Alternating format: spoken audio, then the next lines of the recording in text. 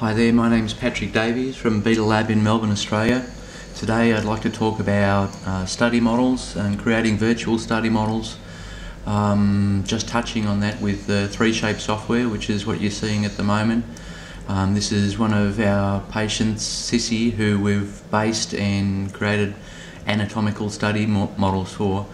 Normally we would deliver these by USB or Dropbox or methods like that. But as you can see, they're not really tangible to hold. What we would like to do is to create or print this virtual study model in a 3D holdable situation so the orthodontist can do treatment planning with their patient and just make the deal that much sweeter. The only bad part about this is that these models are solid on the screen. They're also solid when you print them in a 3D medium, except if you manipulate them. So I asked the question to the Dental Lab Network on the internet about how we can go about hollowing out some study models, and I had some great ideas, and some of the people, in particular Scott from DMC, supplied me with some software which is called Magix, and basically Magix can manipulate models into any way you want. So here's our patient Sissy.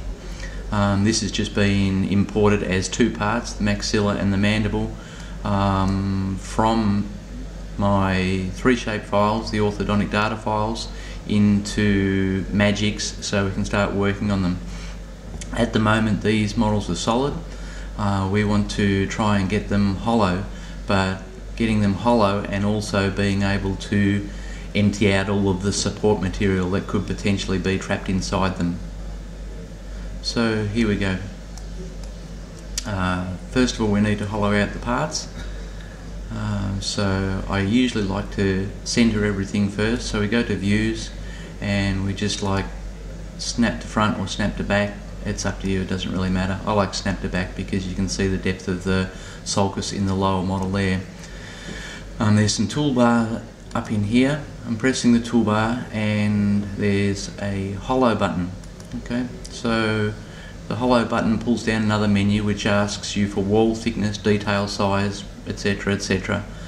So I'm going to only hollow out the maxillary model so you can see it. I'm happy with all the parameters there in terms of wall thickness, so we're going to press OK on that. It asks for some memory to do it. We say yes to that, and we've hollowed out the maxilla because the maxilla was the only one that was ticked over here. Alright, so I'm happy with that, but it still looks really solid in my opinion, and if you sent that to a printer it would probably come back as a solid as well, just filled with support material. We don't want that. We want to be able to clean out the support material. So I'll go back to the start here. We need to mark our model first. We're working on the upper one and I want to do some slicing. Okay, so again in the tools we can cut the top off this one. I'm having a tooth cut. Need to indicate where the polyline is, which one is going to be cut. So we're going to indicate the line and I'm going to cut the top off it, just drawing a straight from one side to the other.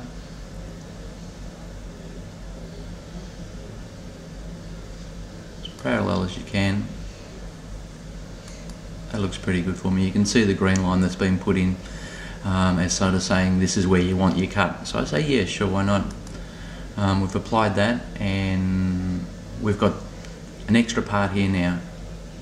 It's called the outside of the hollow. Alright, we've done the inside of the hollow, that's the outside of the hollow now. So I also want to do the same with the lower model as well. So I'll uncheck all of the other parts and we'll just work on the mandible this time.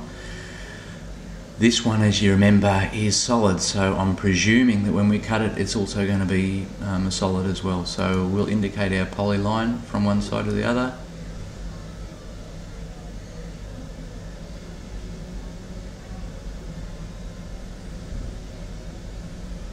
Parallel as you can, first thing in the morning. There we go there, it looks pretty good. And I'm going to apply that one. Need a bit of memory. And that one's also done. So now we've got 4 parts in our list. The maxilla, mandible, slice 1 and slice 2. And what I'd like to be able to show you is if we start undoing some of these things, is now you can see what's going on. So we've hidden the top here, it's a separate part. I've got dovetail joins, but you can see that the maxilla is completely hollow. Past these bars it's all hollow. So you can clean out the support material. Your printing costs will be reduced by probably about 70% because of the material saving that's in there. So you've got one neat part there. We can bring that back. This time we'll have a look at the lower one. We've hidden the bottom. Remember, we've kept that as a solid, and as you can see it still is a solid. So that would be an expensive print. This is what we're trying to avoid by hollowing out the parts. Plenty of cool things you can do with all of this, and everything you can do and undo as well. If I save these now, it'll save to an STL file. There'll be 4 little files. One of them will be the top cut, one of them will be the maxilla, one will be the mandible, and one will be the mandible cut. Sending to the printer, we'll print this one in a hollow, this one in a solid, but with the 2 parts you could slide back over onto each other to finish off your product. So there it is. That's how to hollow out a model using Magics, and thanks very much to Scott from DMC and also Dental Lab Network for the guys who helped me to get to this stage. Thanks for listening. Bye.